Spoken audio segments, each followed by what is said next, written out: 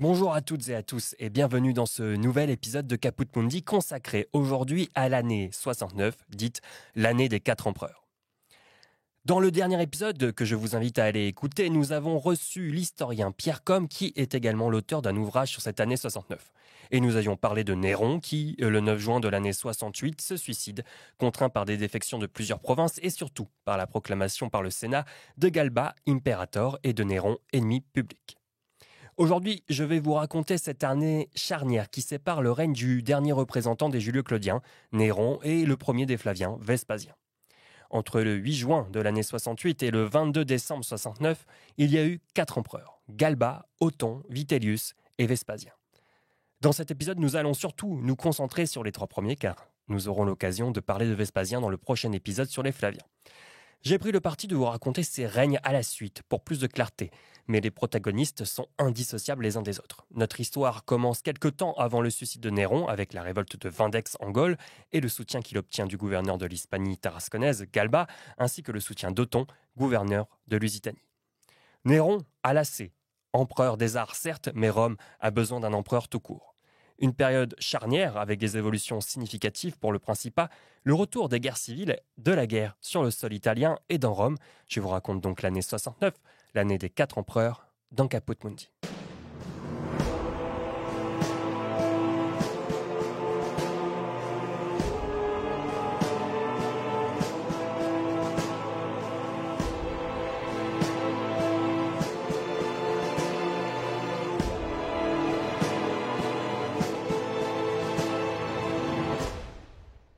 Galba est un puissant général. Toujours respecté par ses hommes, il tient l'Hispanie d'une main de fer. Cet homme, issu d'une vieille noblesse romaine, et surtout d'un autre âge. Il a 71 ans. Et il ronge son frein en observant de loin le règne de l'artiste. Quand il reçoit la demande de soutien de Vindex, en Gaule, qui se révolte non pas contre l'Empire mais contre le prince, la tentation est grande. Bien que réunir des troupes et déplacer toute une suite pour un gouverneur prenne du temps, il a des soutiens à Rome qui s'occupent de s'assurer de la fidélité des prétoriens et des sénateurs. Des grosses sommes d'argent et des promotions sont promises, et l'espoir d'un retour à l'ordre finit de convaincre le Sénat. Néron est loin, Néron n'agit pas, Néron a vidé les caisses de l'État, Néron est l'ennemi du peuple romain. Et ça tombe bien, puisque Galba ne se présente pas pour être empereur, mais il se présente pour être le lieutenant du Sénat et du peuple romain. Chose qu'il revendique déjà depuis le mois d'avril 68. La marche de Galba vers la magistrature suprême semble tout de même inévitable malgré les réactions tardives de Néron.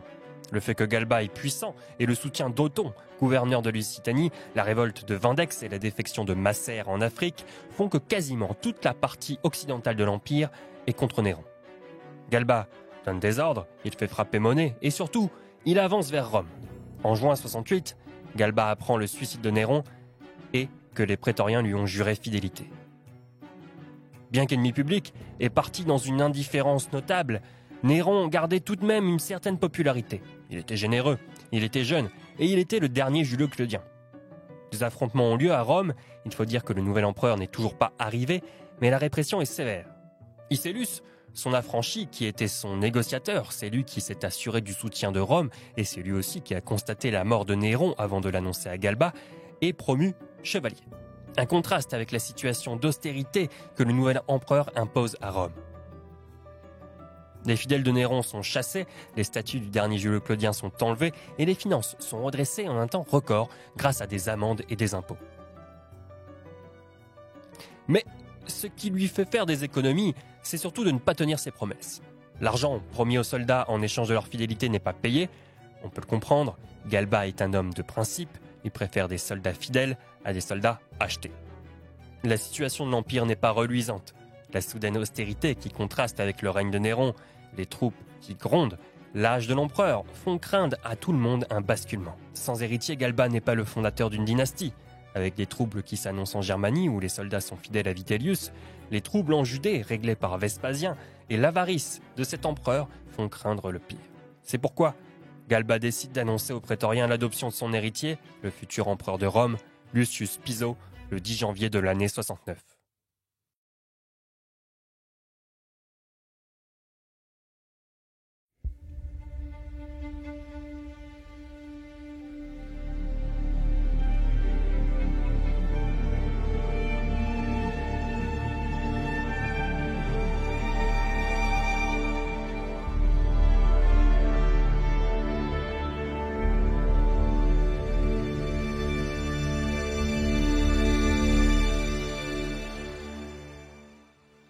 Pison, héritier, c'est quasiment une trahison pour Othon.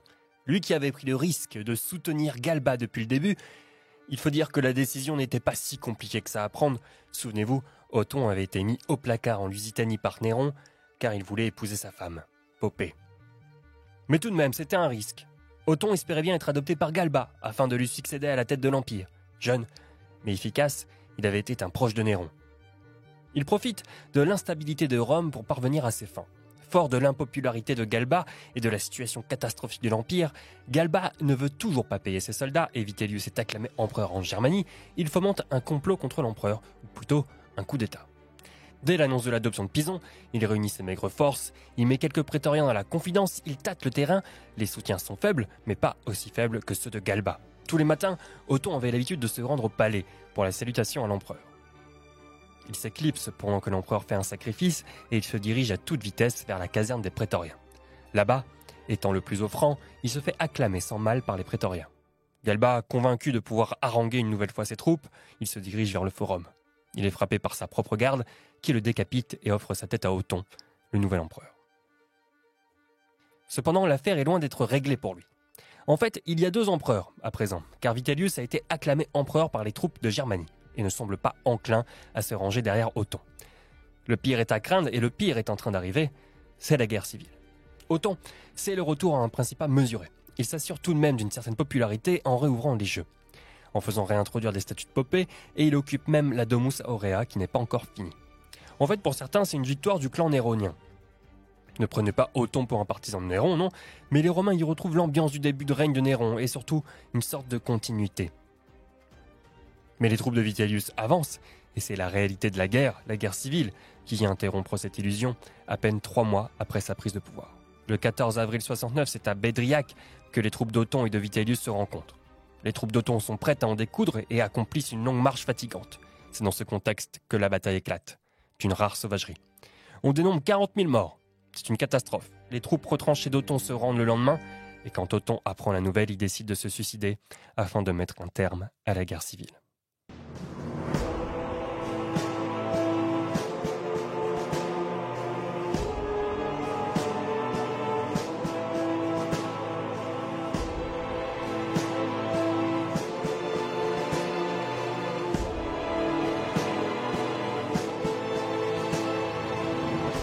Je vous propose d'analyser cette année des 4 empereurs, l'année 69, d'un point de vue chronologique. Néron était revenu en Italie au début de l'année 68. Entre avril et mai 68, Vindex se révolte et demande le soutien des troupes, notamment en Hispanie. En Hispanie, Galba voit son heure de gloire arriver et il est acclamé impérator dès le mois d'avril, je vous l'ai dit, et il refuse dans un premier temps ce titre. Il est cependant reconnu par le Sénat et Néron se suicide le 11 juin 68 et Othon, gouverneur de Lusitanie, est relié à la cause de Galba. Seulement, l'empereur n'est pas à Rome et il lui faut 3 mois pour arriver et il arrive à l'automne. Entre-temps, et c'est ce qu'explique Pierre Combe dans son ouvrage L'année des 4 empereurs, l'empereur doit gouverner Rome et son empire et pour cela, il s'appuie sur la poste impériale dont je vous avais parlé dans l'épisode hors série de Caput Mundi, tous les chemins mènent à Rome.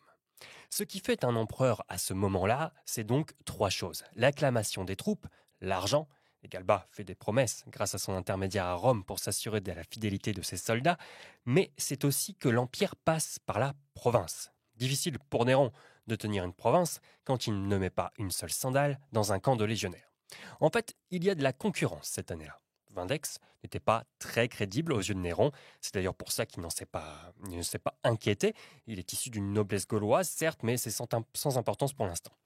Ce qui inquiète Néron, en revanche, c'est la fidélité des soldats pour Rufus en Germanie, qui refuse l'acclamation de ses soldats, et de Galba. D'ailleurs, Galba est déclaré ennemi public aussitôt qu'il est acclamé par ses troupes en avril 68. Il faut aussi comprendre qu'outre les légions de Germanie et d'Hispanie, il y a aussi une défection en Afrique du gouverneur Claudius Macer qui détient le commandement de la seule légion d'Afrique. Il est donc difficile de la réprimer, là où les légions de Germanie avaient fait le travail en Gaule. Aussi, et le moins surprenant de tous, c'est le ralliement d'Othon, l'ex-mari de Popée, qui avait été mis au placard, si je puis dire, pour que Néron puisse vivre son histoire avec elle. Mais la différence entre un Galba et un Vindex, c'est que le premier, et c'est ce qu'on appelle un capax imperi. c'est-à-dire quelqu'un qui pouvait être empereur, qui en avait la réputation, le rang et les capacités. Galba est issu de la vieille noblesse romaine qui avait été persécutée par les Julio-Claudiens. Que le pouvoir revienne entre les mains de cette antique noblesse ne serait qu'un juste retour des choses maintenant que le dernier des Julio-Claudiens est mort. En tout cas, cette explication permet de donner à Galba cette envergure de capax imperi qu'on pourrait aujourd'hui transposer par les termes de présidentiable, c'est-à-dire c'est quelqu'un de crédible pour arriver au pouvoir. Mais on prête aussi cette phrase à Galba. Je préfère choisir mes soldats plutôt que de les acheter. Je peux vous dire qu'il a fait une erreur car l'argent, c'est bien l'un des nerfs de cette guerre. Les soldats l'ont mauvaise en réalité pour 2 raisons. Ils ne sont pas payés à leur juste valeur et les troupes de Germanie sont très insatisfaites. Ce sont elles qui défendent l'Empire, pas les légions tranquilles d'Hispanie où en réalité il ne se passe plus grand-chose. Il y a donc une sorte de sentiment de supériorité. Les légions de Germanie s'estiment plus légitimes à acclamer un empereur. Tout ce contexte nous conduit en fait au 1er janvier de l'année 69. Les troupes de Germanie ne renouvellent pas leur serment de fidélité à l'empereur. Ils choisissent Vitellius. Et il est connu que le brave Vitellius n'avait pas un rond, mais ses promesses étaient grandes. Pour apaiser les tensions, Galba a réagi, vous le savez, il a nommé un successeur, Pison. Cet acte d'adopter Pison, lui aussi issu de la vieille noblesse romaine et une famille qui a été très persécutée par les Julio-Claudiens, provoque beaucoup de jalousie chez Othon, qui provoque à son tour un coup d'État le 15 janvier 69 et il prend le pouvoir. Pourtant, Othon ne partait pas de grand-chose. Seulement 23 complices sont comptés. Vitellius est cependant toujours en marche et nous arrivons le 14 avril de l'année 69 à la bataille de Crémone, au nord de l'Italie, dans la vallée du Pô. Je vous ai raconté l'issue de cette bataille qui met fin au règne d'Othon. Une bande dessinée, Les 100 jours d'Othon, résume bien le fait que le règne fut très très court. Nous sommes donc le 15 avril 69 et Rome connaît son 3e empereur en moins d'1 an, Vitellius. Vitellius a très mauvaise réputation, je vous l'ai dit, à son arrivée à Rome, et c'est ce dégoût qu'il inspire à toutes les armées de l'Empire qui pousse Vespasien sur le devant de la scène. Vespasien, lui, s'est rallié à une grande partie de l'Orient, mais ça sera pour le prochain épisode. Notons les sources qui nous permettent aujourd'hui de parler de cette année des 4 empereurs, qui est très dense. Et encore, nous n'avons pas tout vu, il nous reste toute la partie où Vespasien prend le pouvoir en revenant d'Alexandrie, mais ça nous le verrons dans l'épisode consacré aux Flaviens. Galba, Othon, Vitellius et Vespasien font partie de l'œuvre de Suétone, La vie des 12 Césars, dont il compose les 4 dernières vies. Plutarque a écrit des vies parallèles entre Galba et Othon, et bien sûr Cassius et Tacite.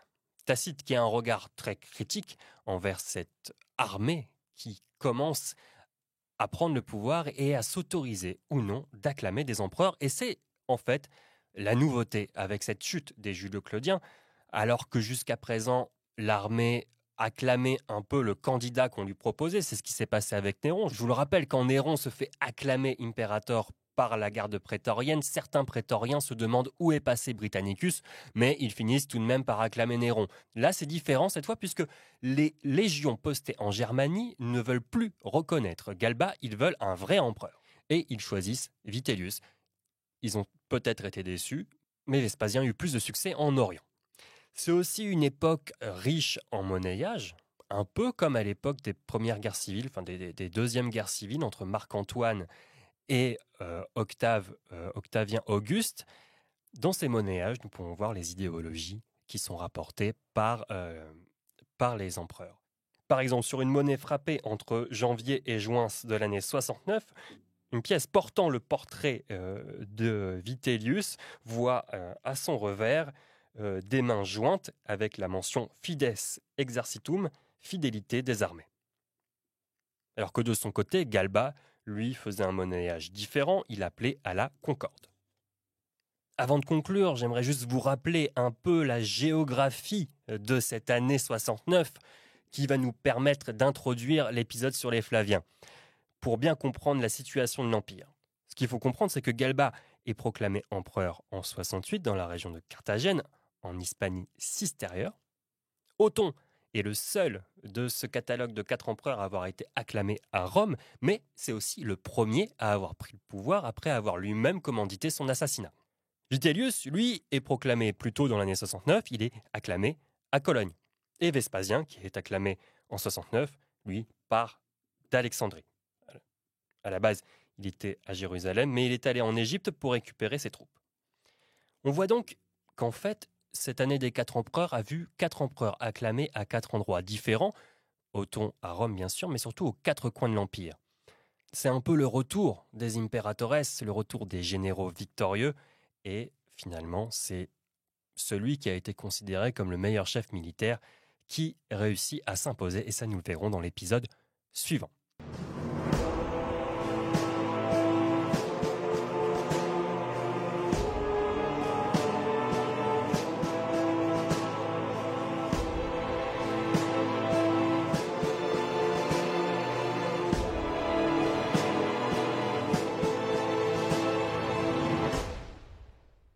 C'est déjà la fin de cet épisode, j'espère qu'il vous aura plu. N'hésitez pas à aller consulter le site caputmundi.fr où je vous montrerai des cartes, des monnaies et une frise chronologique pour essayer de bien entendre et de bien comprendre cette année complexe. J'aurais aimé faire un épisode plus grand, évidemment, mais on pourrait y passer des mois et des mois. Je reviendrai certainement sur cette année des 4 empereurs, sur l'épisode des Flaviens, et puis dans des épisodes hors série, peut-être consacrés à des personnalités comme Othon, qui faisait partie de cette fameuse génération Néron, ou à des personnalités comme Poppée. Merci d'avoir écouté cet épisode. N'hésitez pas à laisser une note sur votre plateforme d'écoute préférée et à laisser un commentaire. Nous, on se retrouve très bientôt pour un épisode de Noël et évidemment, avant ou après, je ne sais pas encore, un épisode sur les Flaviens. À très vite dans Caput Mundi.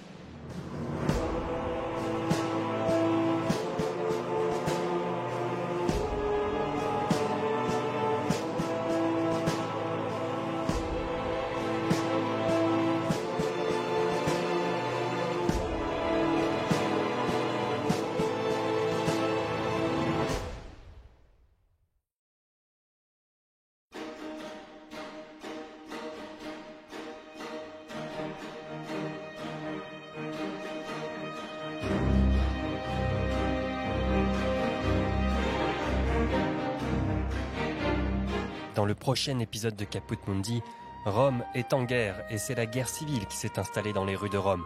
Le Capitole prend feu et le temple de Jupiter capitolin est réduit en cendres. C'est un nouvel empereur, Vespasien, qui arrive et prend le pouvoir à Rome et fonde la dynastie des Flaviens.